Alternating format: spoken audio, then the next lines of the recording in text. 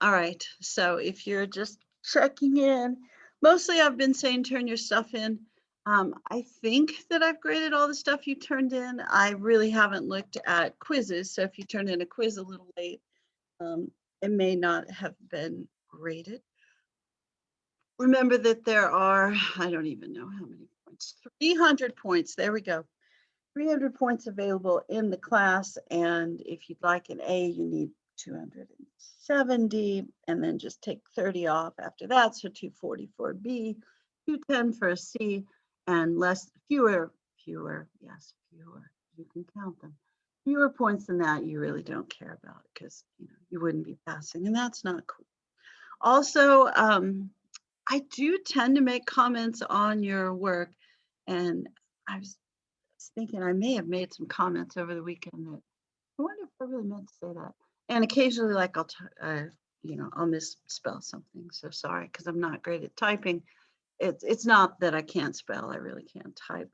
Some of you are not great at that either. Um, for on your end, usually there's some sort of spell check thing. You might want to run that. You know, for those of you that really struggle with it, it's a nice tool.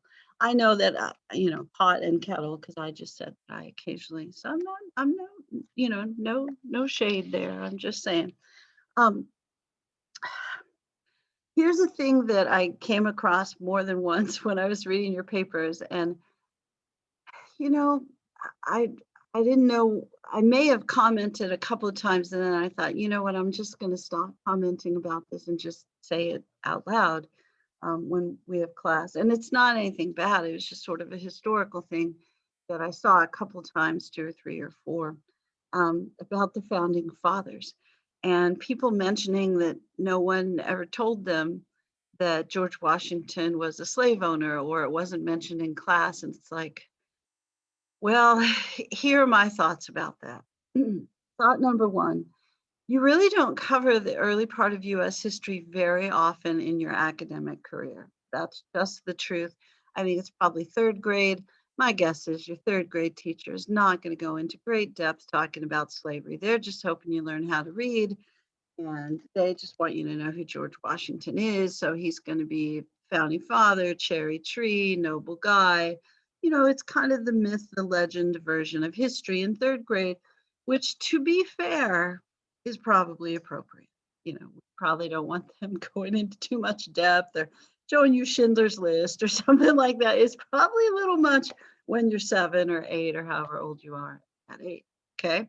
So that's my defense of your third grade history class. Plus, do you even remember elementary school?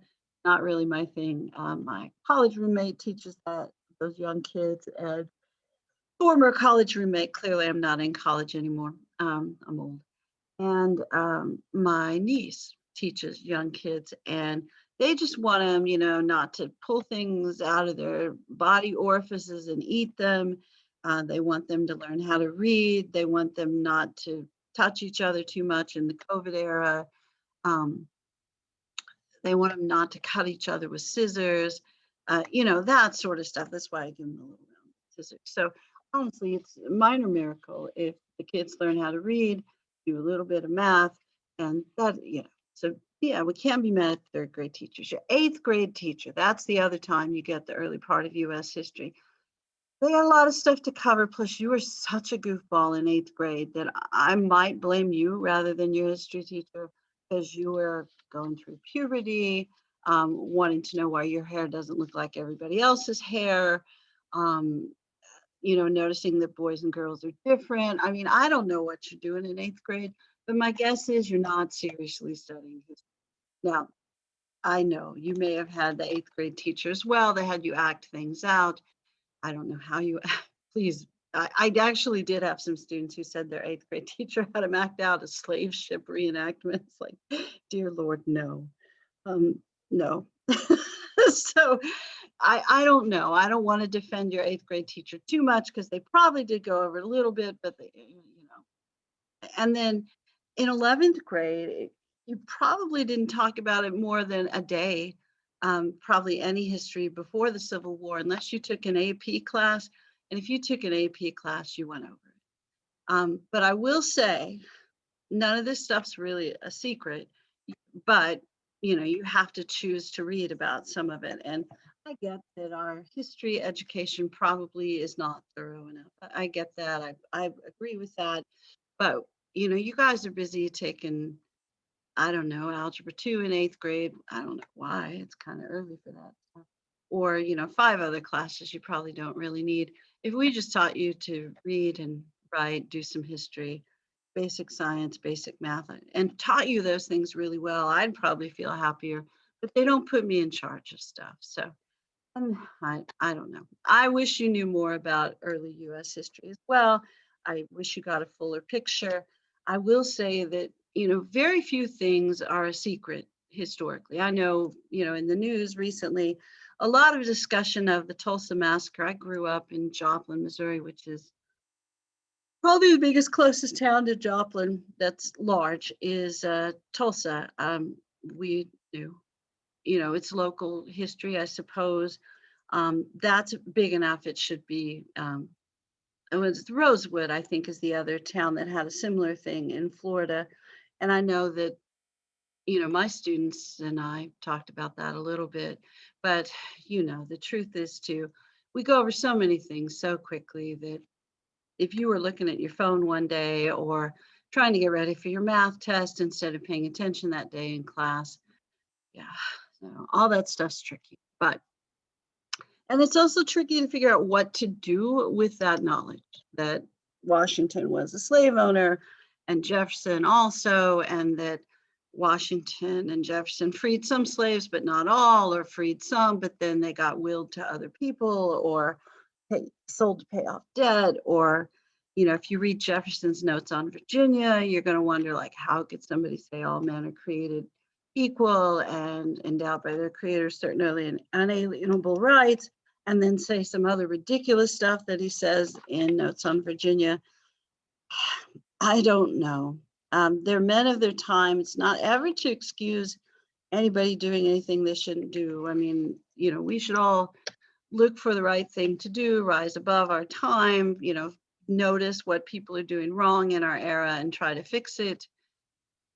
The founding fathers did, if you read a lot of the stuff that they wrote, that they all understood that slavery was a problem for the country or a moral wrong or both.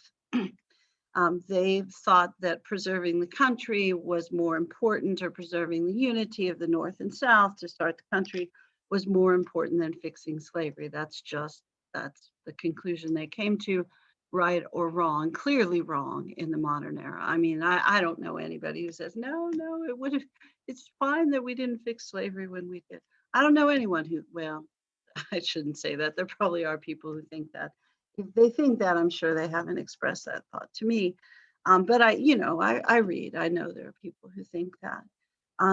Their assumption was next generation of leaders would fix things. We're about to study some of the next generation of leaders. They're not necessarily bold. What you will notice is there's abolition movements before the way before the Civil War, before the Revolutionary War. And those movements will gain strength over time. And, you see them kind of come to a head during the Lincoln administration. But I wish I could explain to you the moral failings of our country. I can't. We'll just notice them. And I don't think that it negates that Washington and Jefferson did important things to establish the country. I think those things still matter, but it does give you a fuller picture of who these guys are. And certainly they're nowhere close to perfect. And I am not trying to diminish the idea of owning slaves as nowhere close to perfect. Clearly, it's immoral and unconscionable. And they chose economics over morality. They did. So, yeah, I don't know how to say it other than that. And it's not justifiable. I don't know that it means we should ignore the other things that they did that mattered historically, but we have to put all of that stuff into context. Yeah. And, again, not to excuse any terrible thing that anyone ever does historically. There are going to be lots of them. There's going to be more. So yeah, sorry. But you already know that. And yeah, ugh. All right. Let's talk about some other stuff. Let's see. I think you caught the turn your stuff in part of the class. Check for grades. When you read through the comments, if you notice a comment, like I say, you really should have talked about this and you actually did, because that happens occasionally because I grade a lot of stuff. And this week I'm grading AP exams. So that explains why my eyes look the way they do. If you think there's something wrong with a grade, it never bothers me if you send me an email and ask me about it. So please do. Here's some suggestions when you do that. I occasionally get emails like, how could you be so stupid to miss this? I don't think that's in your best interest. That's probably not the best way to go about it. You're welcome to do it. I'll probably just look at it and shake my head and go like, do they not know they're asking me to change something and being rude to me at the same time? So I realize that it is frustrating when people make mistakes on your grade. So if I make a mistake, if I do something you think is wrong, just send me an email and say like, would you please, you don't even have to say please. Yeah, just say, look at this assignment again. You said to talk about this, but I did in the third paragraph. You don't even have to tell me third paragraph. Just say like, I did, please look at it again. You don't even have to say please. If you can just not tell me I'm stupid, that's probably helpful. But, you know, that's fine too. If you tell me I'm stupid, I go like, yeah, some days, but, but probably not as silly as someone who wants something from me and then is rude, but you know, but still, I will happily fix any mistake. And if it's just a difference of opinion, I'd still love to hear about it because I've had students before, they're usually younger, but not always. Um, I've had students before say stuff like, I just thought you didn't like me. Oh dear. Especially in the summer class where we are not even in the same room. You guys are great and noble for trying to take a summer class. I respect that. So no, I'm not trying to give you a hard time or mess with you. So yeah, just ask. All right. That's enough of not history stuff. Oh, cried. I've got some more non-history stuff. So I have to go to some meeting. I think it's on Wednesday, so I'm probably not going to be able to have class. So I will leave you an instruction. We'll talk about it tomorrow because I got to narrow down all the timeline stuff and make sure I've got it right. But I'll post a video so you can just watch it at your leisure, and then we'll catch up with each other on Thursday. And there could be a roof installed this week, and if it's too loud, we'll figure that out. All right. Let's look at stuff. Yeah, sorry for the long delay there. You guys are cracking me up. All right. Okay, let me see what I can open. I still haven't figured out how to fix stupid word. All right, so let's look at the questions. Yeah. Okay. Thank goodness for Google Docs. Otherwise, I don't know what we'd do. I'd have to convert everything to PDF. I should ask my dad, for Father's Day, like, happy Father's Day, Dad. Give me some technical advice. All right. My dad. My father-in-law called me. I sent him a card, and he's really old. God bless him. He's 94. So I sent him a Father's Day card, and he called me. He never calls me. And so I was like, oh my gosh, my 94-year-old father-in-law called me. And he said, thanks for the card. I think it'll probably be the last one you ever have to send me. It's like, okay, happy Father's Day, sir. All right. So shift from artisan to factory work. My father-in-law may actually remember this. He's not quite that old, but he's pretty close. And discuss the factory system. Dang, getting old, that looks rough. What were the advantages and disadvantages? Who was left out? Who benefited? What were some ways in which workers responded? So yeah, we'll talk about that today. And then admittance of Missouri to the Union sparked a national crisis. describe the debates that led up to the final compromise. How does the Missouri Compromise illustrate sectional issues which surely rise again? For the most part, white Southerners defended the peculiar institution, whether or not they had slaves. To me, that is one of the most fascinating things of this part of US history. And I've never understood why a whole bunch of, I mean, vast majority of poor white people in the South, like, no, we're defending our heritage. It's like this, let's say that you don't even care about the morality of it. This is killing you economically as well. But whatever. I do understand it. I do, but it still fascinates me and it's like shocking and not all at the same time. But anyway, sorry. For the most part, white Southerners defended the peculiar institution, whether or not they had slaves, whether they're rich or poor, whether they lived on large plantations or small farms. Why? And that was a little tricky because you got to find some specific examples, but there are bunches of them. And this will be a fairly disturbing chapter for you because I know this is definitely not the stuff your 8th grade teacher went over with you. And it talks about, this chapter talks a lot about the ways that people defended slavery and how they used sort of semi pseudoscience kind of stuff, but also religious stuff as well, and why different churches divided into, like Baptists, they had Southern Baptist and Baptist, and you can guess which group favored slavery. And I don't know, it's messy stuff. To what extent was Theodore Weld's argument about the sinfulness of slavery not only radical, but necessary for the popularization of immediate abolition? And if you're wondering, like, are we going heavy on slavery? Well, yeah, because this is the antebellum period. So yeah, yeah, it affects every part of economics, trade. You'll be surprised, not necessarily trade policy, but tariff policy. It does affect pretty much every part of politics and a lot of economics. So yeah, there you go. All right, so our question is explain the shift from artisan to factory work and artisan to factory. I think I meant to say work instead of worker, and discuss the factory system, advantages and disadvantages. All right. Let's look at some other stuff. Your document assignment for this week is from the textbook. I think I just said, look at this page. So I thought I would try that and see what you think about it. Yeah, and this, oh yeah, this is a messy stuff. Yeah. All right, so sorry, I'm looking for the document. So I've found a place, I think, where you could look at some of the stuff online, but it's much longer, of course, than what's in your book.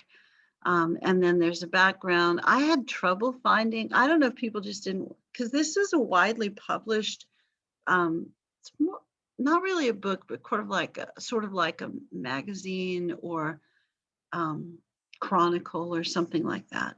So it's widely published during that era, but nobody seems to want to have it online. And there's not going to be a resource of it unless it's, no, there's not going to be a physical way to get it. So it was kind of hard to find weird, it's hard to find an online source, background to the online source, but it's in your textbook on page 421. And I didn't put it in here because it's in your book. Author of the document, this is how slavery is a positive good. And in your book, there's the excerpt on 421. And this guy's going to talk about how people really misunderstood how slavery is actually, it's really a good thing, and how the Bible really supports the idea of slavery. Because one of the things that you'll notice about people in that era, religious people of the modern era, I say this as someone who goes to church every Sunday, which is kind of unusual in the modern era statistically. A lot of times religious folk, they use their text, it's not just Christians, we don't have a monopoly on this, to justify their wrong actions. So rather than, reading your religious text to see how it can guide your life, and make you a better person and more like the entity that you were worshiping, or closer to perfection, or perfectionism, that sort of idea. Whatever it is that you're doing with your religion, a lot of times we use it to explain why someone else is doing something wrong, or to defend our favorite sin. And yeah, you'll notice that quite a bit with slavery. So it's an interesting exercise in that. And I always wonder, when people do that sort of stuff, do they truly believe it? Or are they just saying it to justify it? Or how much does it really matter? But these are the public professions. This is printed in, maybe not the most prominent magazine, but certainly something that Southerners read and Northerners probably read to look at why Southerners said weird things. It was widely available. People said it publicly. And I know one of the things too about validity of a document, credibility of a document, if somebody is saying something publicly, it's harder for them to take back because they've said it publicly. It doesn't necessarily mean that it's more or less honest. Also, one of the things that I commented on your last document exercise, which you guys did pretty well on, by the way, when somebody says, when there's a document like a speech and it's given by a government official, it's not necessarily a government issued document. So a government issued document might be, something from a legal entity. It could be a law itself, that sort of thing. It could be a position paper. It could be a policy. But if somebody who works for the government issues a statement, it doesn't necessarily mean it's a government issued document. It's a statement by someone who works for the government, which is close. Yeah, right. But usually if you're giving a public document, you're giving it for a reason. It doesn't necessarily mean that you're saying everything you think. Yeah. So, and you're probably, saying the most presentable part of the argument, and then, hiding behind the scenes the less presentable part of the argument, if that makes any sense. So that's what you're doing for this week. And a couple of you have already turned it in because you guys are overachievers. That's good stuff. And then I think the last thing, oh no, I think we have the, oops, wrong thing.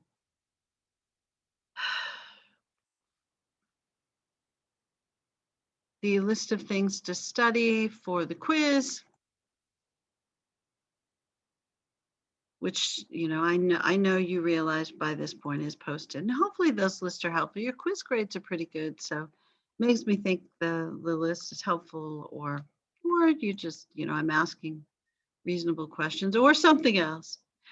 So important inventions of the era, improvements in transportation. Yeah, you're going to have to notice railroads for sure. Causes and effects of the Panic of 1819. Where are the factories? In the early days, they needed to be near running water, but then they used steam-powered engines, which are only slightly dangerous. But combustion engines will be as well for power. That's a little later. Important factory products, exported crops. Who are the mill girls, immigrants and immigrant workers? In the 40s, there's a huge wave of immigration, primarily from Ireland, but also from Germany as well. It's like 3 million from Ireland and 1 million from Germany. That's a lot of folks. Important court cases, which you've probably already talked about a little bit if you did the Marshall question, and Manifest Destiny, Second Great Awakening, thing. That's a lot of stuff. So the Second Great Awakening thing and trends, not so much transcendentalism, that's really more of a literary thing, but it does seem to affect public discourse as well. Second Great Awakening is a religious revival, and within that you get really the religious side of the abolition movement. So it's pretty important. Also, it's always nice for me to point this out because people tend to think that everything that comes from religious movements is terrible. You'll find some stuff in there you go like, hey, not so bad. Maybe they're not all horrible. All right, chapter 10 stuff that's the Jacksonian democracy era, so ton of political stuff in there. And then chapter 11 is really more specifically about slavery. And then chapter 12 movements much more specifically as well. So all this stuff is pretty tied together. It is. So this is more the economic part of it. This is more the political part of it. This is the abolition part of it. And this is the really weird part of it. Some of it is religious in nature and some of it is way out there. And you're going to think, I thought stuff like this only happened in the 1960s and 70s. And no, there was a lot of weirdness during this time period as well. For whatever reason, a bunch of people thought the second coming of Christ had occurred, and I guess all rules were suspended. So they're going to reorganize society a little bit, and it's kind of odd. Yeah, I know when I would teach that to younger folks, high school folks, they would look at me and go like, "Can we even talk about this?" Like, maybe. All right, and then now for notes. A lot of previous stuff today. Yeah. All right, let's go to the notes. All right. I was grading AP exams over the weekend, and I, of course, can't talk about any of that sort of stuff, but I'm amazed at what people think is going on in different parts of history, and they're only off by like 200 years. But I guess if you look in the big scheme of history, being off by 200 years is not that bad. For US history, it's a problem because our history is a little shorter. So, all right. So your job, I guess, is to not be off by 200 years. I'll see if I can do the same. Okay. So chapter 9 is really how the economy changes, the market changes during this time period. So this is where we really make the official shift away from a barter to a market economy. And we had kind of varied barter economy where people probably produce, a single item or two, or a single crop or two.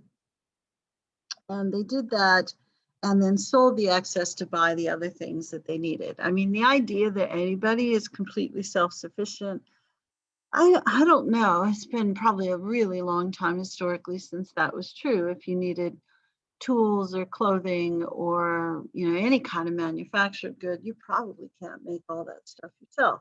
But you can grow your own food and then grow a crop that you could sell to buy the other stuff that you need. But goodness. But in this era, we've kind of gone from where all your work is really at the house to where you might actually go to work. Yeah, so this is the we got to go to work era. And once we get the you've got to go to work era, we have to pay a little bit more attention to time and things like that. It's not, like in the Industrial Revolution round 2, where we've really shifted to much more urban population. I mean, this is an early version of this. So it's not like everybody's got a watch and we have standard time and time zones. That's later. But this is kind of the beginning of going to work. Yeah, rather than working at the house, which we have kind of reverted to that in this pandemic era, but we're coming out of it, I think. All right, so inventions, important inventions during this time period. Probably the most important invention that shifts production of crops and goods is the cotton gin. Eli Whitney makes the cotton gin, and what this does is it makes short staple cotton a more productive crop. And I know we're all experts on cotton production. We actually do grow some cotton in Texas, of course. I don't know if they grow a lot in Central Texas. My husband grew up in La Mesa, and his family were migrant farmers. And then he kind of got in on the better end of the family. I shouldn't say it that way, the better end economically. So they weren't migrant farmers. He just worked in the cotton fields in the summer. So I know they grew cotton in West Texas. And I think they do in East Texas as well. But the kind they grow in West Texas, definitely short staple cotton. So this grows in a really tiny cotton boll, B-O-L-L, and it's about the size of a cotton ball. Do people still use cotton balls? So it's maybe, oh gosh, I was going to say the size of a 50-cent piece. All of this stuff is dating me because I don't know the people. It's like that big, maybe. It's small, okay, and it has a really scratchy seed pod around it, so it cuts your hands if you have to try to pull it off. So I know you're thinking, well, just wear gloves. But if you have to do that with every tiny little piece of cotton, it's too labor intensive to be productive. And even if, yes, I know that people who grew cotton owned slaves, even if you own slaves, it's still, I know you're not doing the work, but your thought is, this is not what I want my laborers to spend their time on. So cotton's not a terribly productive crop because it's just too hard to prepare it to be useful. The short staple cotton. Long staple cotton, that grows in areas where you have more water. You get consistent rain, and it's a bigger, it's a bigger BOLL of cotton. So it's big and fluffy, and it's the kind that they make the more expensive sheets out of and that sort of stuff. Um, what is it? It's probably Egyptian cotton is probably, the one we're thinking of there. Not a whole lot of that kind of cotton grew in the United States or grew well in the United States. So Eli Whitney invents this giant shaking box, essentially, and it shakes the cotton so hard that it loosens the seed pod, it kind of falls out, and then you just kind of take the cotton out and take it to production. So then you can send it to the mill where they can turn it into floss, which is thread, and then turn it into cloth. During this time period, they're going to talk a lot about textile mills. And that's where you turn the cotton or potentially wool into floss and then put it on a loom and then turn it into cloth. You're going like, yeah, we don't do that. That is the truth. We don't do that. So a textile mill produces cloth, which is different than clothes. You turn cloth into clothes. Yeah. So like did your grandma used to sew? Crud, I don't even know. My mom used to make our clothes sometimes if it's not pretty. I can say that because mom's in heaven. So hopefully she is. I'm sorry, I shouldn't be that way. So she's probably forgiving me for saying that. But we were always excited when we got store-bought clothes. Yeah, there you go. That's how you know you grew up poor. Now, if your mom sews for you, it's because she's got skills. Back in the day, everybody's mom sewed. All right, to make curtains, though, she's pretty good at that. They're easier, they're squares or rectangles. Okay, I'm terrible at sewing. She was way better. This made cotton processing easier, labor less intensive, and that's economical, and it makes the crop more profitable. And it also means we can grow this little short staple cotton in more places, the drier places. So the cotton industry moves farther south and west. So you start to see what we would think of as the deep South, Alabama, Mississippi, Georgia, growing cotton, but also states like Louisiana, Texas, Arkansas, Tennessee, Kentucky, even a little bit in Missouri where I grew up. So long staple cotton was grown semi-tropical places, coastal Georgia, South Carolina, maybe parts of Louisiana, the same places they could grow sugar. Yeah. U.S. becomes the largest global producer of cotton because of the cotton gin. So what this will mean for the South is this is going to be the #1 cash crop. And this is going to be essentially the only cash crop that's grown on a plantation. I'm not saying they don't grow some other stuff to feed the cattle or the pigs or whatever themselves. Also, they might want to feed themselves. But most of the food crops, even in this era, are going to be grown farther north. I know one of the interesting misconceptions that every student I think ever has is that especially when we get to the Civil War, is that the North is industrial and the South is agricultural. No, it's the North is agricultural with some industry. The South is agricultural without much food. So the South has grown a ton of cotton, many tons of cotton. They don't grow most of their own they don't grow enough food to, to export it.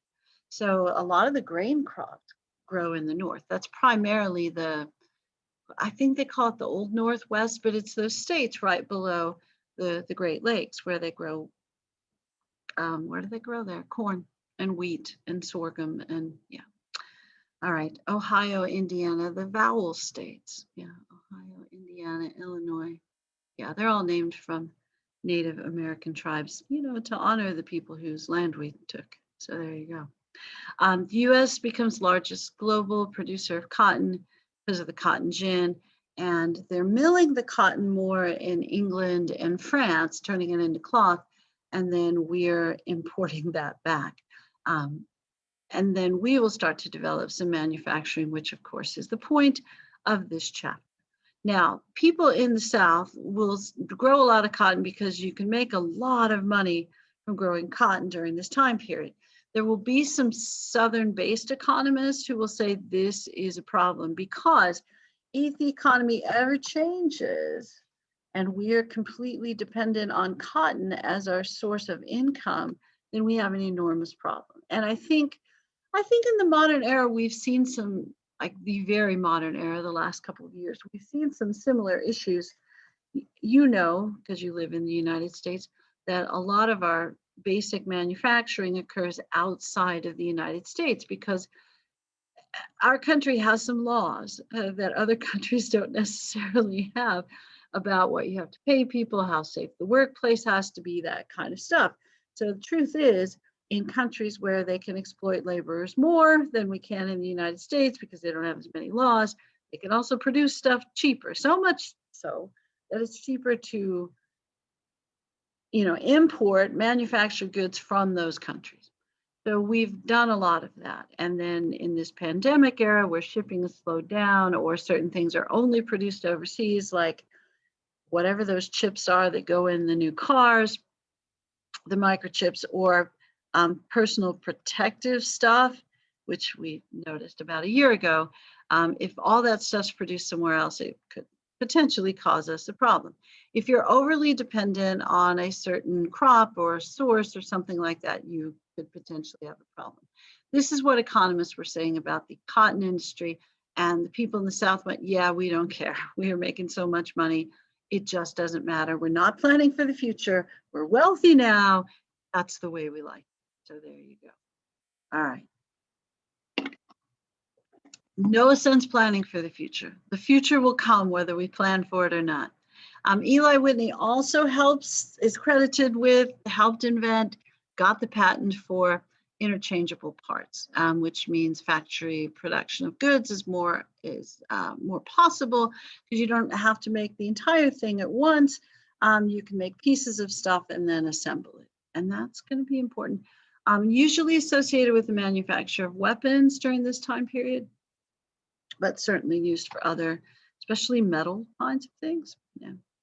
And if you're wondering, like, why would I not just say that he invented this? All that stuff's tricky too, because usually it's a team of people who work together to invent stuff, or stuff is invented simultaneously, like in one part of the country or another part of the country, and you get credit for it by registering it first with the patent office. So Eli Whitney's going to get credit. You'll notice this as you go through history as well, especially once we get into the mechanized. We won't. It's the early part of 1302 class. But when famous inventors like Thomas Edison, he had a whole crew of people that worked for him, and he got credit for their inventions because they worked for him, and part of their deal was that as whatever they invented was work product. So it ended up essentially being the Edison pioneer invention, which Edison would get credit for. And that almost always exploits immigrants and poorer workers, that sort of stuff. And I would suggest to you that's kind of still the way the economy works. Whoever, if you work at a company that does innovative things, whatever you do for that company becomes work product. I know when I worked for a local school district, if I did curriculum planning, which I maybe wrote lessons or things like that for classes that were used throughout the district. That became work product and that belonged to that school district. And so I couldn't profit from it. There's so much profit in lesson plan. Actually, there probably is more than you would understand, you would guess, yeah, but not for me. All right. Transportation revolution, kind of, sort of. This is often thought of as the canal era, but the truth is, if you can think of more than one canal, I'd be surprised. And it's not the Panama Canal. That's later, okay? Later. No Panama Canal during, that's Teddy Roosevelt. Come on. So your big canal during this time period is the Erie Canal, even though they consider this the canal era, just if you know the Erie Canal, that's cool. And you know what a canal is? It's a big ditch that connects to large bodies of water. Um, the reason this doesn't really catch on is it's really expensive to dig a big ditch between two bodies of water that need to be connected. And of course, do we even have this sort of thing in Texas? Do we have two large bodies of water we could connect with a big ditch? There probably are some small canals, honestly, between, shipping canals, that kind of stuff, super common along coastal cities, but, in the interior of the country. These are going to be near Great Lakes, as you might imagine, and that makes sense, connecting a Great Lake to a river, that sort of thing. Yeah, makes sense. I wrote on a canal somewhere near Louisville that connected something to the Ohio River. I clearly paid attention while I was writing on the little canal cruise, but it was weird.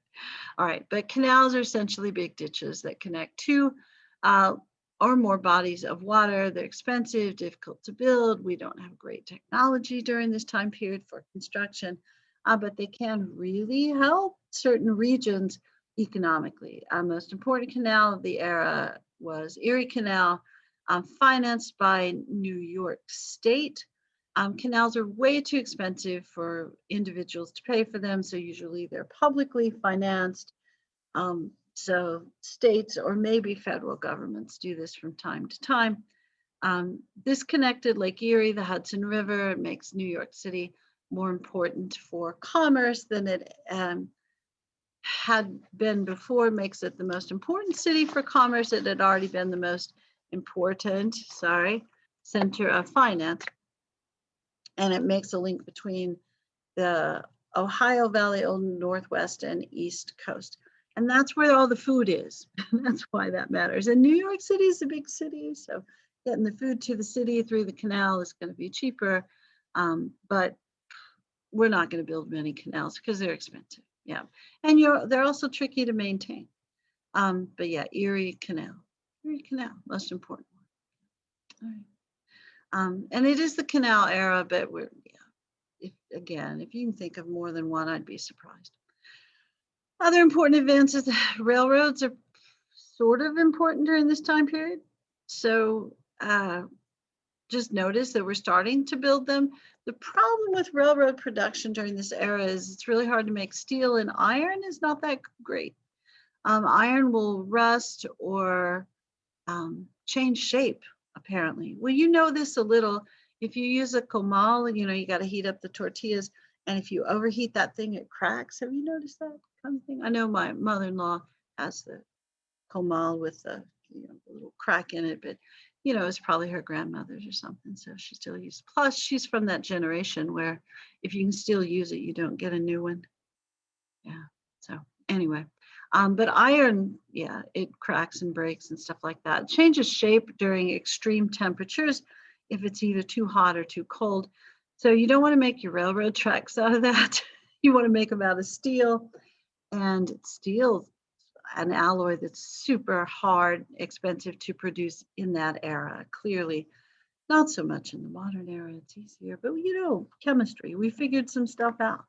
Chemistry. Yes, we love chemistry. I remember chemistry class in high school. I also remember you should not pour the hydrochloric acid down the sink. Oh my goodness.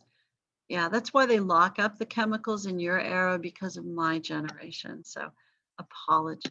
I know we make it harder for you to get stuff. All right, back to business.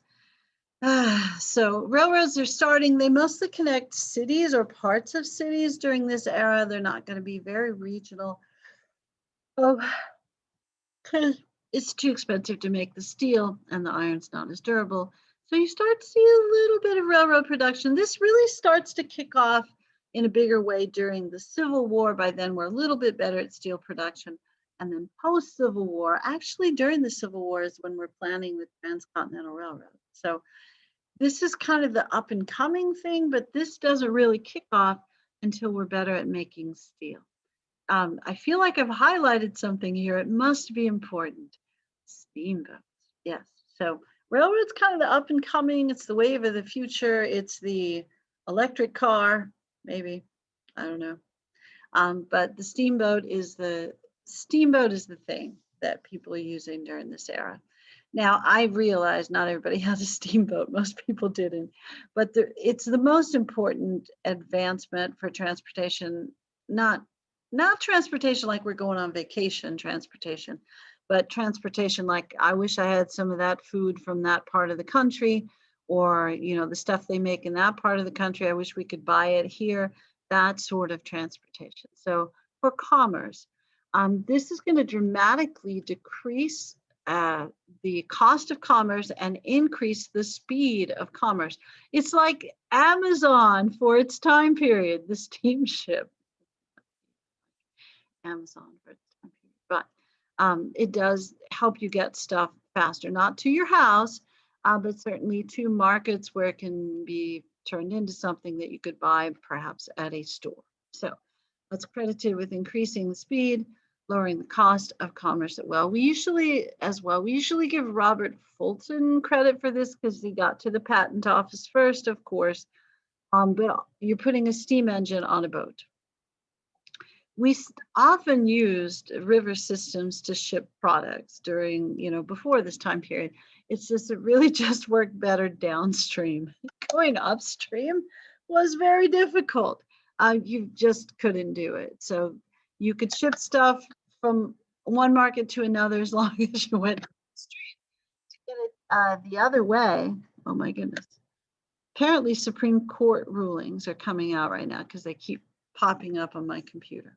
So that'll be interesting to see. Apparently they ruled against the NCAA. That's what I saw in the little bulletin. All right, but they did not rule against steamships. No, so the steamships helped you go upriver. Yeah, commerce wasn't nearly as effective. It could only go downstream. So yeah, going upriver is good. Now, if you've seen a steamship before, maybe in East Texas, maybe, I don't know. Yeah. So you need kind of they're usually run on shallow rivers, and the steamship is it's like a really big raft. It doesn't have a very large hull, HULL, doesn't go under the water very much. It's like a giant raft, and it often has a little paddle wheel, and you've got the steam engine attached to the paddle wheel and it helps you move, and then you go upstream. I think people use these still for like riverboat cruises, that kind of thing. And usually they're fun and gambling sort of things. I don't know if that's fun. To me, that would probably be terrible, being trapped on a boat. That tells you what I think about being on a boat, isn't it? Tooling around gambling. But they did the gambling thing, riverboat gambling cruises, even back in these days for wealthy people. Most people didn't, of course, go on vacation in this era or even travel very far from their house.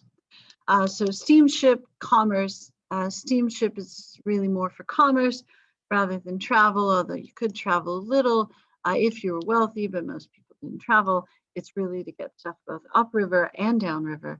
And it means that markets are going to expand dramatically during this era. So the most important advancement is highlighted in yellow, and it really makes a big difference in commerce. It's going to make products more available throughout the entire United States. So there you go. It's a big deal. Steamship, Robert Fulton and other people.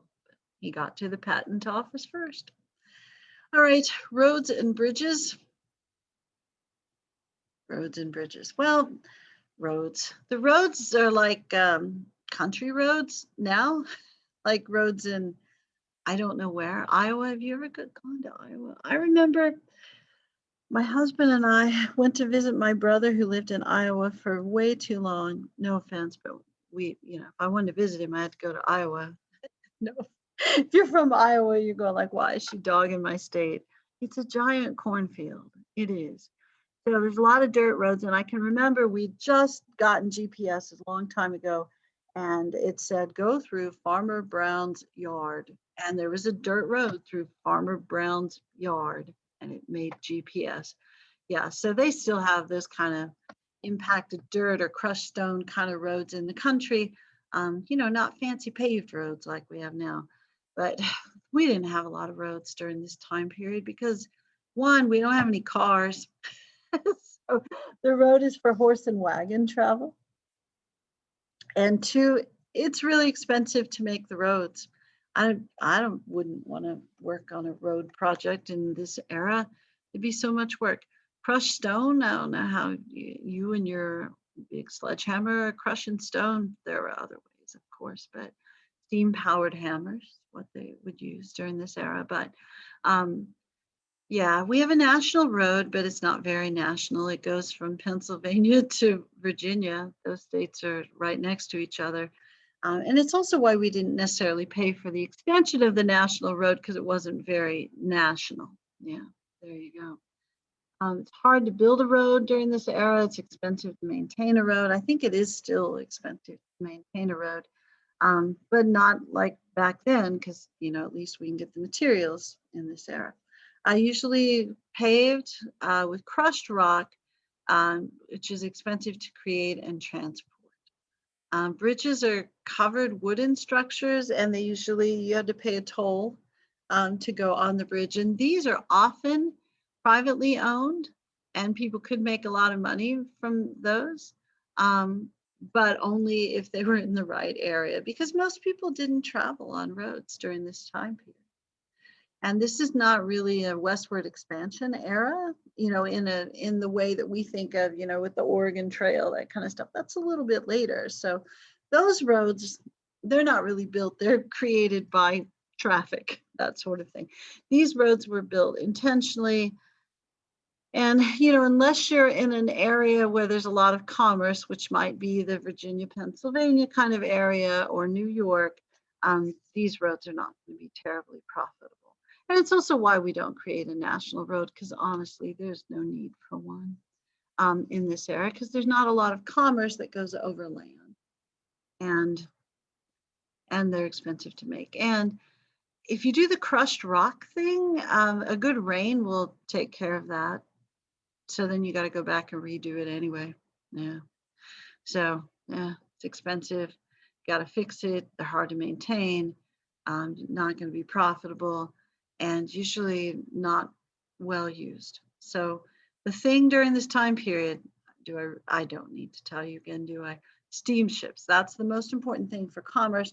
And just remember as well, as far as travel goes, most people don't travel. So there's not going to be a whole lot of advancements in travel just yet, because most people aren't traveling anyway. So the advancements in transportation typically are for commerce, business.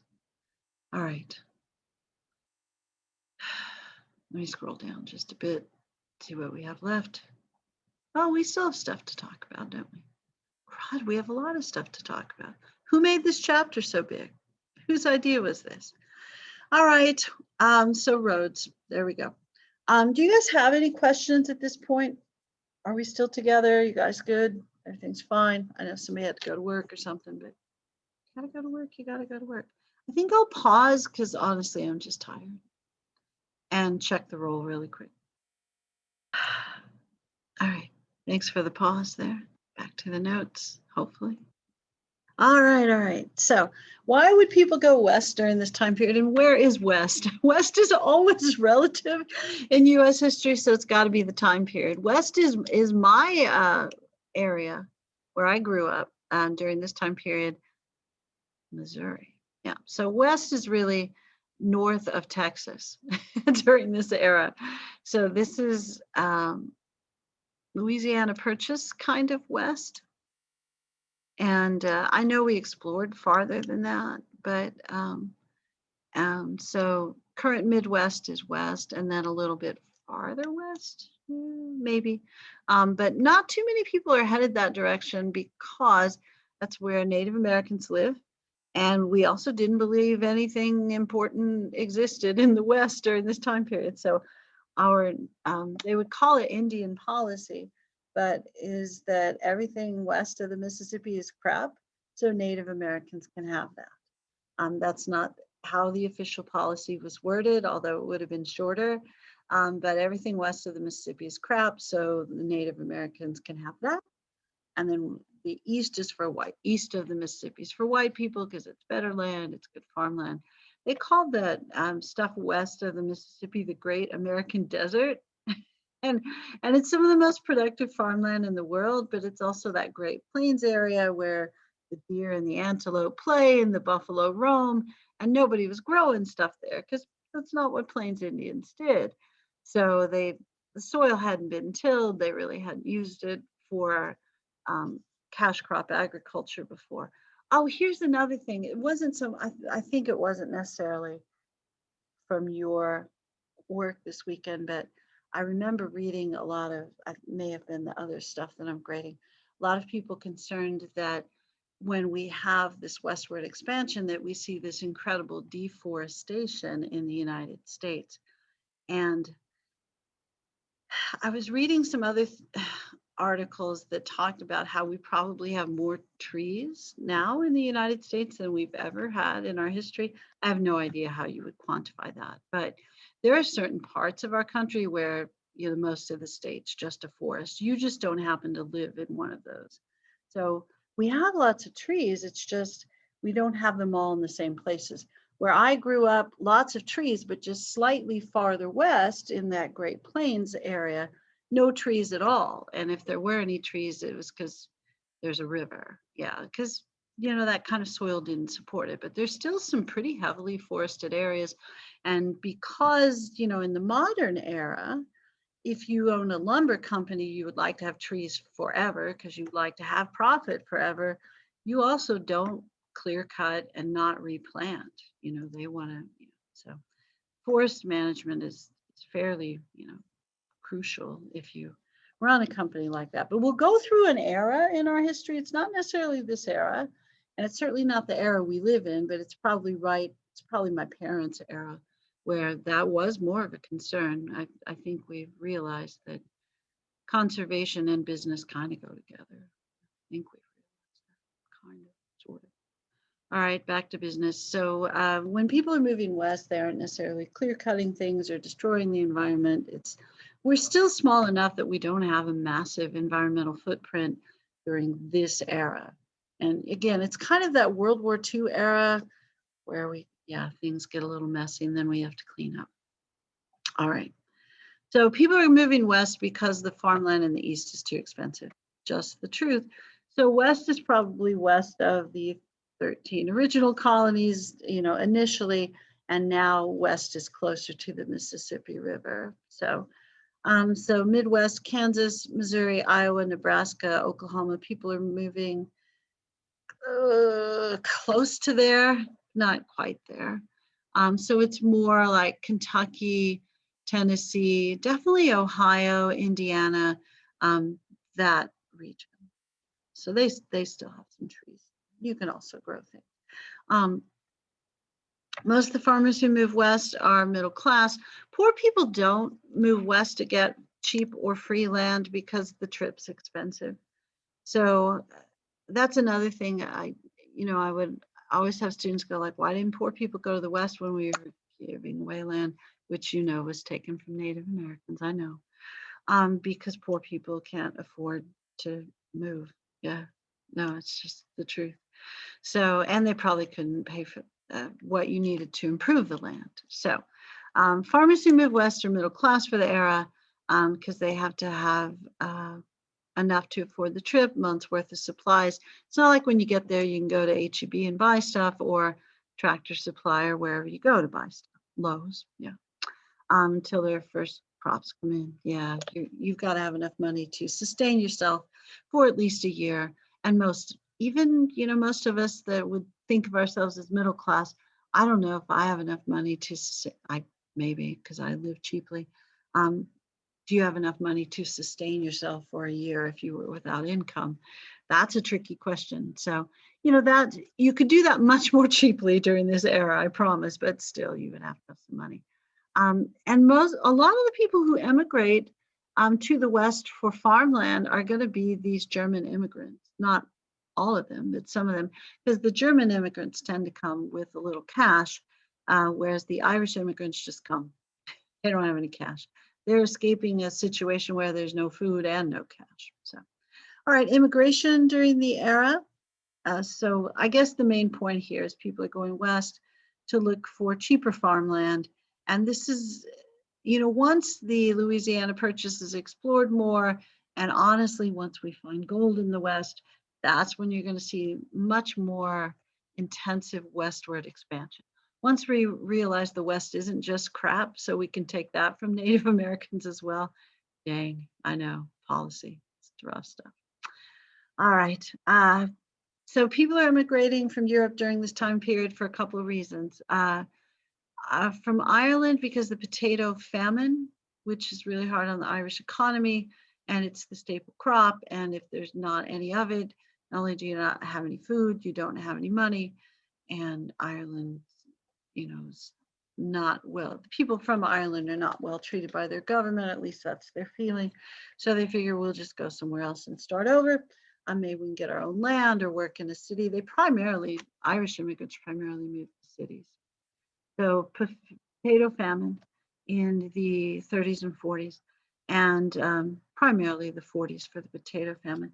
And Germany is going through political and economic restructuring that lasts a long time to unify the German state, to take it from city states to a unified German state so it can compete with all the other cool things that their neighbors like France and England are doing, where they colonize and harass people outside their country. So Germany's like, we'd like to harass people outside our country.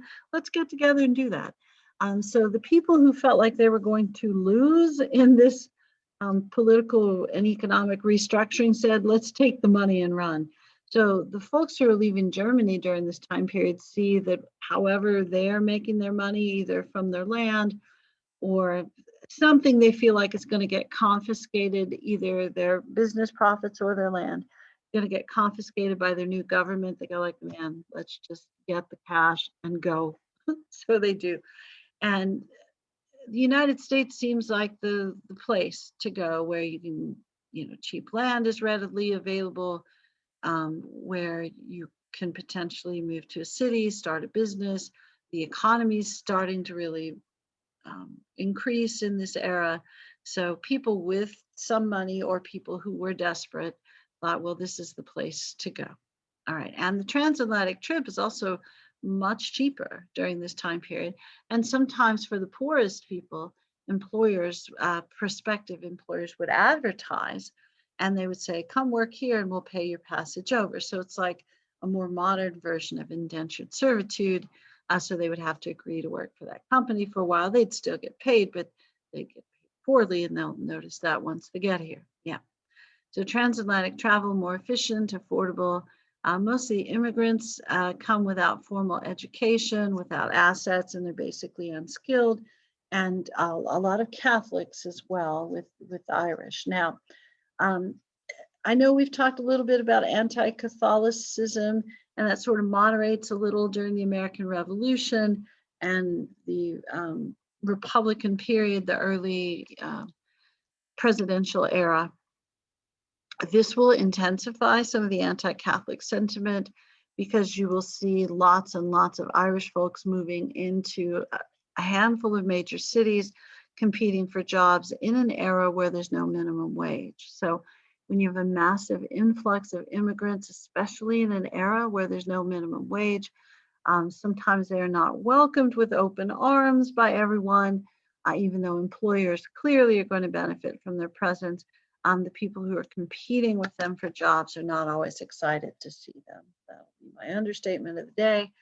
And so people who live in urban areas who are competing for jobs are especially unhappy to see Irish folks immigrating, because now they have to compete with them for jobs, and it's going to drive wages lower. It is. And the Catholic thing, I mean, we talked about a little bit with the De las Casas stuff. There certainly was the development of this idea that Spanish Catholics in particular, were less moral than English Protestants, but the anti-Catholic thing will kind of stick. And certainly there's a lot of English-Irish contention that goes way, way back. So, a lot of that is, it looks like it's religious on the surface, and it's probably slightly more cultural, because I don't know a lot of people who really understand the difference in Catholic and whatever version of Protestantism that you would follow, the theology. I can't imagine. And I can't imagine in the modern era that there are people that go like, I just don't like Catholics. I can't imagine it. But I mean, I understand that things exist, even though I don't think they do. Yeah, I do understand that. But in this era, I really think that a lot of the anti-Catholicism it's much more cultural than religious. But anyway, part of the reason people gave the Irish Catholics a hard time too is they associated them with excessive drinking, which may be a stereotype and maybe a cultural norm and maybe a combination. People assumed it was a cultural norm. Therefore, it became a stereotype, didn't it? The Irish immigrants typically relocated to Boston, New York City, Philadelphia, worked in factories. And German immigrants more likely to have formal education, come with some cash, and start businesses. Also, much more concerned about assimilation. They want to fit in because it's really good for business when you fit in. It's just the truth. And these guys are more likely to be Protestant than Catholic. There certainly are German Catholics, but there's also a lot of Lutheran, Protestant sort of folks. Yeah. So lots of Lutherans come over. They account for about 25% of the immigration, about 1 million of the 4 million. And people tended to be more friendly to them because, we always like immigrants with money and education. It's what we like. So, yeah. All right. All right. Hopefully that's good. Growth of cities during this time period, it's, immigration and industrialization kind of go together, don't they? So immigration, industrialization are going to bring some issues with urbanization as well. The larger cities, primarily near large bodies of water, which are important in the early days of production to make sure that you have that consistent source of running water to help produce electricity. As time goes along, that's less important, but it's certainly important in the 30s, probably still. So Boston, New York, Philadelphia. Issues that happen because of urbanization. If you live in the Austin area, don't you? You understand the modern version of this. If a whole bunch of people show up, we don't have enough stuff. We don't have enough water. We don't have enough roads. We don't have enough whatever else we don't have enough of. Police, or I know in the modern era, maybe we have too many. I don't know. It kind of depends on your opinion. But if there are no police, which was kind of true in some of these towns, or police were private forces, so you had to pay for them. So only wealthier people or businesses got policing. Yeah, that's cool. You had your own little private army kind of thing. And also trash pickup. Oh my gosh. Yeah, if nobody's picking up the trash. I had a niece who went to college in New York City during the superstorm. What was the superstorm? I can't remember the name of the superstorm, but they lost water, power, had so much snow they couldn't pick up trash, and The thing that bothered her the most is they lost the internet because she's, a little younger. She'll be, I think, 29 this year. But yeah, when she was most upset because they lost the internet. It's like, you got mounds of trash outside your house and you're concerned but yeah, trash leads to rats, rats lead to disease. So, you've got cyclical issues. And if you don't have a good water source and you don't have a good way to clean your water, oh man, serious issues. So I know where I live, water's a thing. When we had snowpocalypse, we also lost water. So that was iffy stuff. All right, so safety issues, sanitation issues due to urbanization. Also, when you have this population density, you may not have a per capita increase in crime, but it certainly seems like you do because there are more people, so you're more likely to see criminal issues. So people were concerned about increases in crime during this time period, which statistically may or may not have been valid, but when you have more people together and you see it more often, where I grew up in the Midwest, I think the city I grew up in was like the fourth or fifth largest city in Missouri, and we had 30,000 people. So it was not very big. And we lived in a suburb of that city. Suburb, I don't know if you would even call it that. It was a really cheap place to live. And so our neighbors were about an acre apart from each other. If my neighbor was committing a crime, or my neighbor was poor, or my neighbor, I didn't see it. I mean, we could all walk and meet each other if we wanted to, but it's not as apparent. If you have population density, it's really obvious. It is. You see each other. You do. So zoning issues, do you want your businesses and your housing developments in the same area? And if you have all those things together, what sort of pollution and air quality issues result? And they, of course, wouldn't think of it as air quality issues, but that's certainly, what it became. So crime, overcrowding, dangerous working conditions, unsafe housing, no separation of industrial, commercial, and residential areas. And the major city that grows during this time period is Chicago, and it's near a lake and a river, several rivers. So, and it's going to be kind of the Western version of New York City. So they'll have stock markets, and they'll also like actual stock, livestock, that kind of stuff. But they'll also do financial stuff there as well. And it's going to be kind of a hub for transportation. And Chicago, very nice. Or I don't know. Is it very nice? I've only visited Chicago once. Yeah, just once. I went on a history conference, of course, and did an architecture tour because there's some pretty cool architecture there as well. And there's a big Ferris wheel. Stayed somewhere over by that. And went to a couple museums. It was really nice. Yeah, I had a nice little visit. And it was windy, as promised. All right, all major railroads will eventually pass through Chicago. I know it's early for major railroads, but you will see some of the early railroads built in Chicago to connect, certain farm to market kind of things. All right, let's see.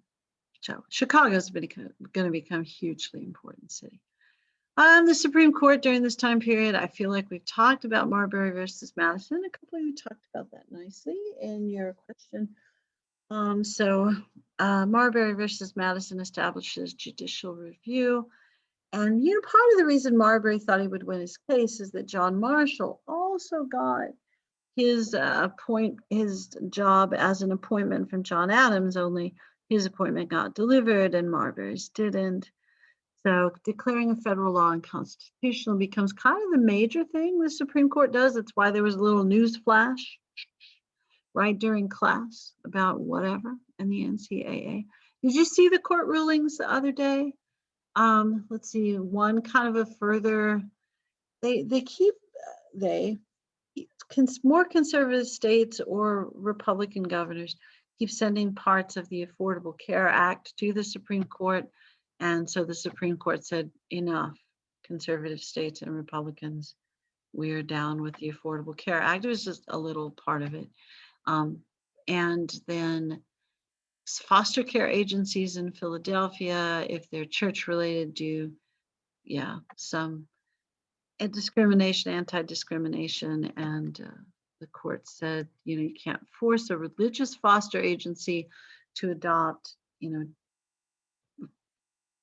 if they participate in certain programs. Then it wasn't a federal program. If it were a federal program, it would be different.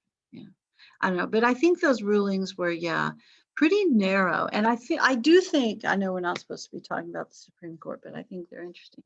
I think this is a bit, the Chief Justice John Roberts, the current one, is a little more, he's conservative in the types of cases he's going to take. I don't think he's judicially conservative. I think he's fairly in the middle, which I'm sure is a surprise to the people who appointed him. But I think he doesn't want to take very controversial cases. So he, at this point, to solidify the unity of the court, I think they're really just ruling on cases that they tend to be able to agree on. There was a 9-0 ruling last week and a 7-2, and yeah, I think they're doing stuff right now that solidify the unity of the court, and then maybe in a few years we'll see them do more controversial stuff. Yeah, during this era, yeah, I think what Marshall did was fairly controversial at times, and I think part of it's controversial because he has kind of an outdated political philosophy, because he really is still a federalist in how he thinks. So he wants to strengthen the power of business and federal government. And that's what you see consistently in the rulings during Marshall's tenure as Supreme Court Justice. So, all right, back to business here. Other cases protect. Oh, sorry, time for water. Corporate structures of rising business interests by recognizing business contracts as legally binding. So business contracts become an official legal document, so you have to follow them. And the case about this Dartmouth College versus Woodward, moderately interesting case. Dartmouth College is still in New Hampshire. And New Hampshire wanted a state university, but they didn't want to make one. So they said, you know what? There's a college, Dartmouth College. Let's just make that our state university. Well, when Dartmouth College became a college, to start a college or any sort of entity, even like I run a little soccer league, to start a soccer league, we had to have founding documents. We've got a constitution. We've got 501c3 paperwork that had to go through the IRS. They didn't have the IRS back then. But you have to have some legal documents to start anything, a little soccer league, a college, that sort of thing. So they started Dartmouth College, and the state of New Hampshire was not a party to that agreement. So like my soccer league, my example, Leander Youth Soccer, the one that my husband and I started. Let's say that our neighboring soccer league, which is very large, Lone Star Soccer, let's say that they decided that they didn't like how we run stuff. They can't come in and alter our constitution because they weren't a part of the original agreement. So the state of New Hampshire could not go in and alter. They couldn't just say like, we're taking over, because they were never part of the thing, of the document that structured the college.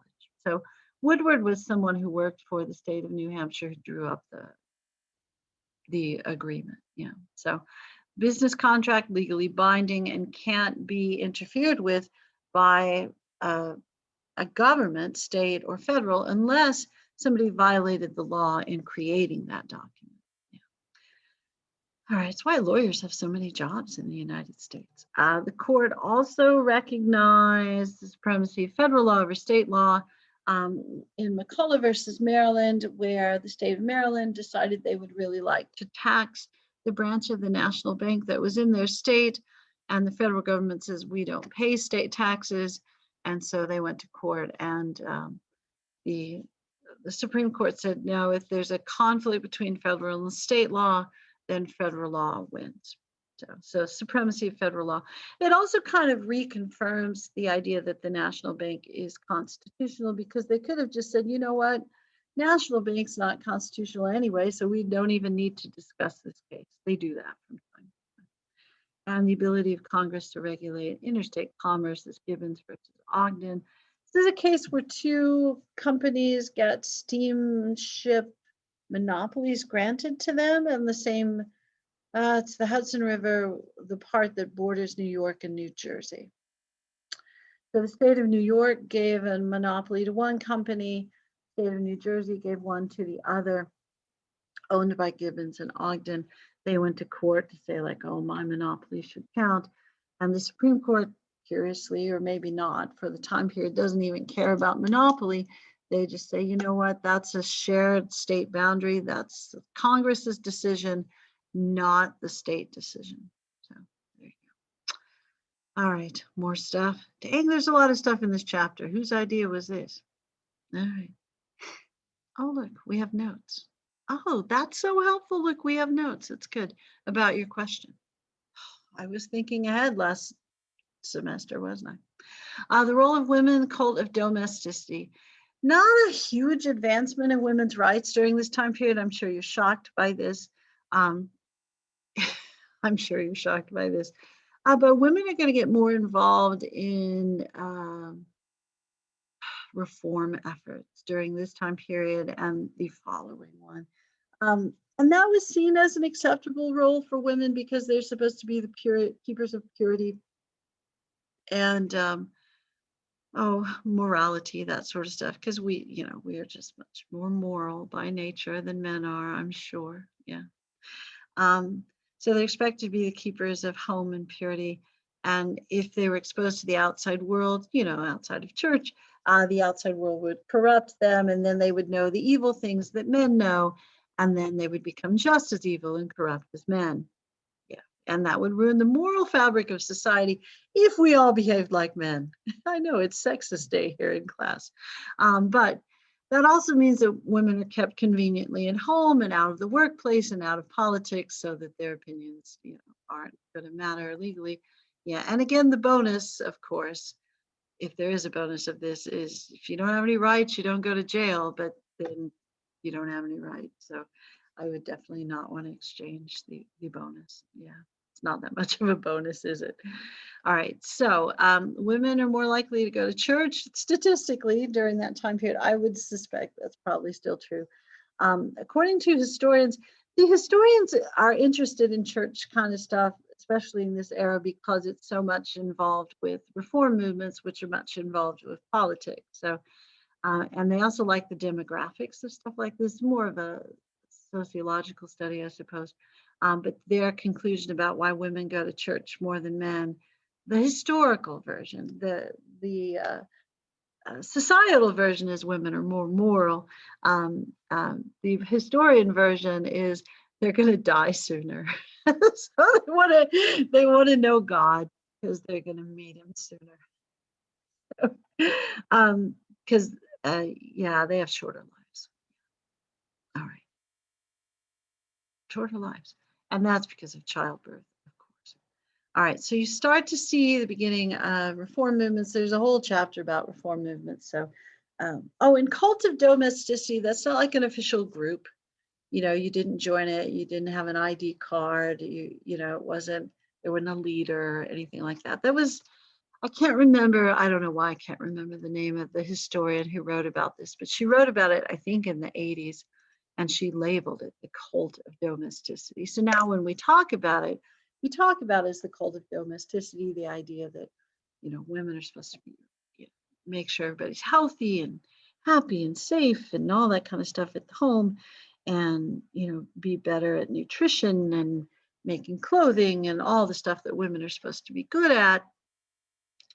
But they didn't call it the cult of domesticity during their time period. If you'd said that to them, they'd go like, what the heck? Yeah, but they wouldn't say what the heck. We just didn't want to corrupt women. Yeah. And they need to stay home. And also to help men preserve their power and influence. And you saw that discussion with the Remember the Ladies sort of stuff. And you guys wrote well about that as well. Nice job. All right, your question of the time for the time. Oh, I did put page numbers. I really was thinking ahead here, wasn't So I explained the shift from artisan to factory work, discussed the factory system, what were the advantages and disadvantages, who was left out, some stuff you might want to think about, page 340 to 347, and that's in the actual notes. I really was thinking ahead this time. So you've got, I think the cotton gin is probably important. I don't think I mentioned that in here. What was I thinking? Cotton gin makes the cotton production more important. It certainly doesn't do very much for in the actual factory, but so I mean, feel free to mention cotton gin. I'll just put that in parentheses, knowing, of course, that the cotton gin. Let me try again. Oh, fun fact, or maybe not fun fact. Cotton gin. The gin part is short for engine. Yeah, in case you ever wondered. So, immigrant from England, Samuel Slater steals the technology. A lot of industrial espionage during that time period. Adapts the power-driven spinning jenny, which makes thread so you can loom it into cloth, and enables the creation of the textile mill. Cotton gin makes that production of cotton cheaper, so that there's a reason for a textile mill. First factories in the U.S. These produce cloth. And the Lowell or Waltham system of mills is in Massachusetts near river systems. Initially, and the book talks about this with mill girls, that kind of stuff. They initially recruit youngish women to come work at these places. You would think of them maybe as late high school, early college age women. These are women who were not quite ready to get married. They did get married a little later back then than you might have expected. Especially in communities where they're pretty, like Massachusetts, where people went to school. So, you know, that people got married a little bit later. And typically, if you're kind of middle class-ish, you marry within your socioeconomic circle. It's certainly true if you were upper class. Poor people, it's true of poor people too. Everybody just, you know, married somebody that had a similar amount of money. But you, as the woman, would bring a dowry into the marriage, which is probably an amount of cash. And then the male would bring probably land into, or a business into the marriage. And he, of course, was the person that was supposed to support the family. But the woman, if she came in with some assets, was more likely financial assets, I'm talking. Is more likely to get married to somebody who's going to make more money. So to increase your dowry or to maintain some independence, kind of depended on when and where, women, marriage age, pre-marriage age women would go work, and employers wanted to recruit unmarried women because they saw them temporary workers who are going to be manageable, kind of docile, remember, cult of domesticity. So they're not going to demand very much. They'll be easy to manage. They're going to do what they're told, that sort of thing. So, and they have them live in dorms and sometimes would give them like concerts and lectures and things like that. So it was in a weird way like work college, I suppose. And it wasn't seen as a career. And also when you recruit a workforce like this also means you don't have to pay them very much. So women are supervised during and after work because you had to, you know, they couldn't become impure by going out into the world. There are also some factories that use a lot of immigrant labor, and you see these in larger cities and more northern places.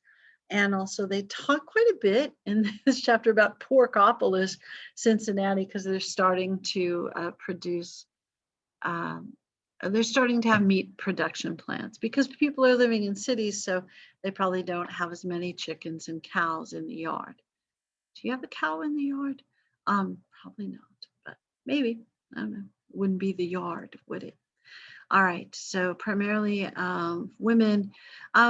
Problems with nativism, urbanization are going to lead to some resentment. Nativism is where you don't like folks from another country because they're not from your country and your country's better, that sort of thing. It's not exactly racism.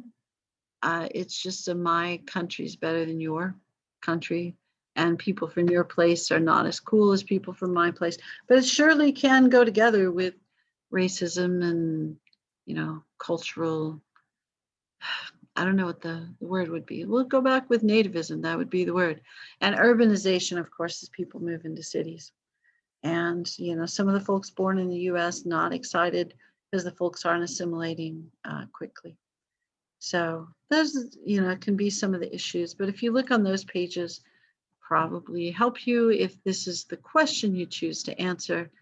And I guess I must have asked a question about transcendentalism in a previous class, because I don't think you have that question. Let me double check on the book really quick, and then we'll. Yeah, I graded way too late last night. You don't have that version of the notes? Oof. Is that not the one that's in Blackboard? I'll go back and check when we're done. Huh. Wonder where I took it. I thought I took it.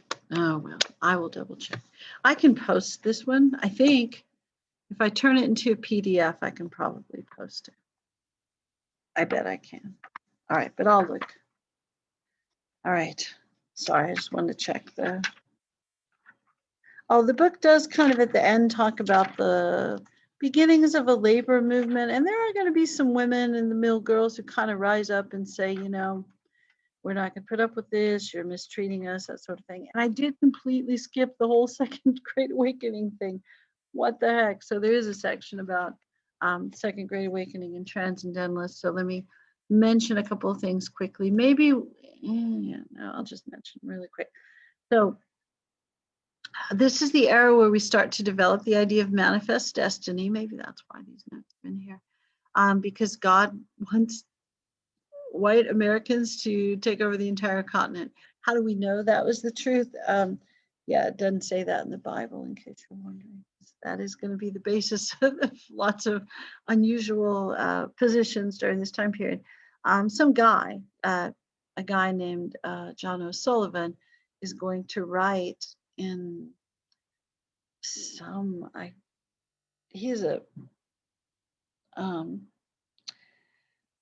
goodness, I think he's a magazine producer, but he writes in an editorial that that it's our manifest destiny to overspread to possess the whole continent, which Providence, capital P, so God has given us for the development of the great experiment in liberty. So it's clear that God wants us to do this because it's been so easy to take over the continent. That's kind of how we're going to define this. And since really nobody, I mean, I know Native Americans inhabit some of that territory, but they don't technically own it. There's not another country. So what the heck, we might as well go there.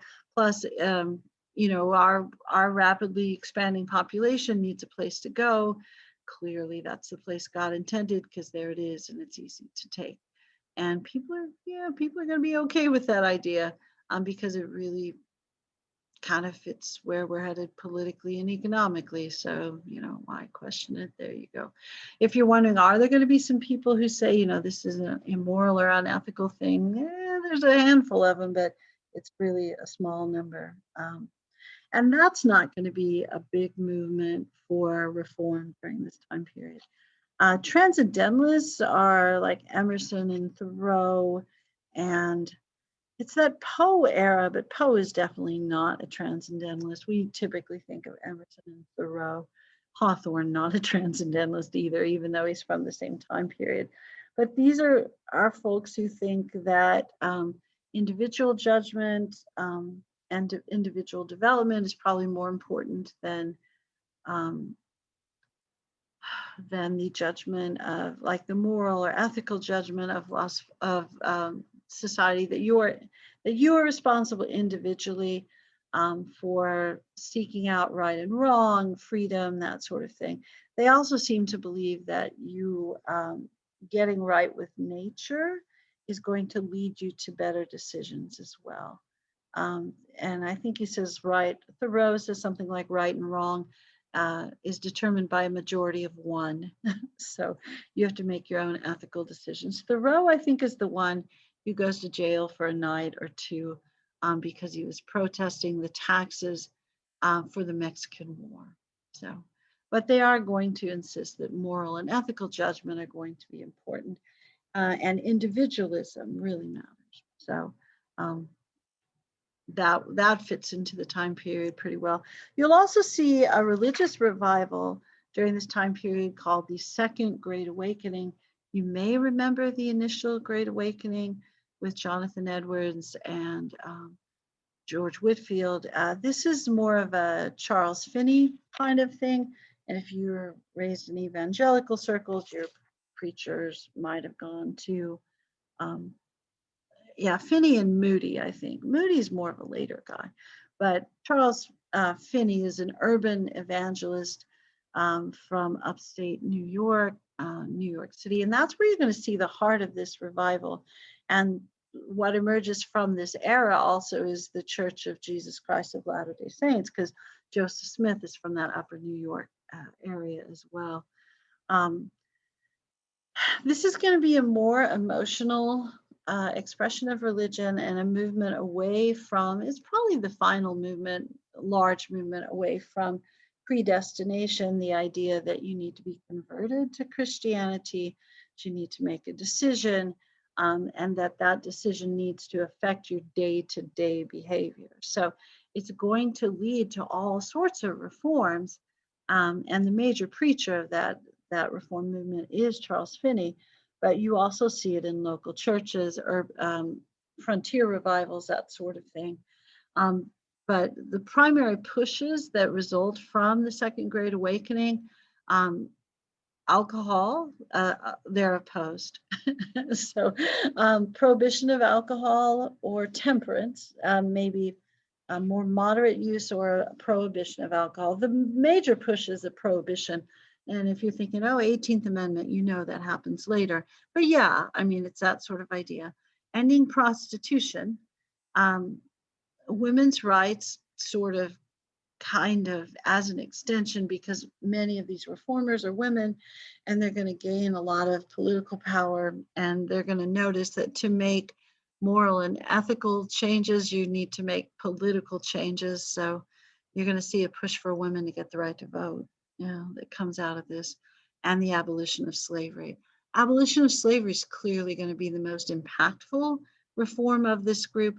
And while I'm not going to suggest to you that everyone who pushed for the abolition of slavery comes from the Second Great Awakening, they don't. Not everybody who had that philosophy comes from this religious background. It's really hard to separate the religious leaders of this movement and the religious philosophy behind this movement from the success of this movement, because the United States in this era is so invested in Christianity. So if you can argue that Christianity demands that slavery ends, and if you're a Christian, which, the entire country essentially is going to claim to be followers of Christ, if your major teachers are saying that slavery is incompatible with Christianity, that's going to be a pretty strong push. But it also means you got to treat everybody well. So if people in prisons, mental health institutions, maybe more people deserve education, and you're going to see more Protestant sects develop. Also, I will say that one of the most interesting discussions I had with groups of students when I taught at a high school in Cedar Park that was named after the town, was there was a pretty large group of Mormon kids there, and they would always argue with me about the discussion of Mormons in history. They have the classes before school, and they talk about their church history, that sort of stuff. And it was frustrating to some of my Mormon students that I would classify Mormons as Protestant. But for our historical purposes, you can classify anybody however you like. For our historical purposes, they're not Catholic, so we're putting them in the Protestant group. And maybe not officially part of the Second Great Awakening, but definitely the development of that church comes from the same era and the same area where you had these religious revival movements. So, it's that same school of thought that produced these changes. So I'm going to go with that and try not to feel like I insulted any large constituency of very religious people. Not that I would want to insult, not religious people either. Yeah. Well, and oh yeah, we definitely don't want to have any talk about yeah, I know that religion, what are the two things we're not ever supposed to talk about? Politics and religion, because we're just super good at fighting about those. Yeah. I know. And it's hard. I think lots of emotion can be tied up in this because, you don't necessarily see uh, the best in each religion. When you're mad, usually it's because there was some really offensive person who claimed some of those beliefs, and you go like, oh my gosh. Or you're looking at the history of a church. No, I get it. I get it. Tricky. Yeah. All right. I feel like I'm probably done for the day. Oh, that's good because it's time for me to be done for the day. So perfect timing. I'll go ahead and stop the recording.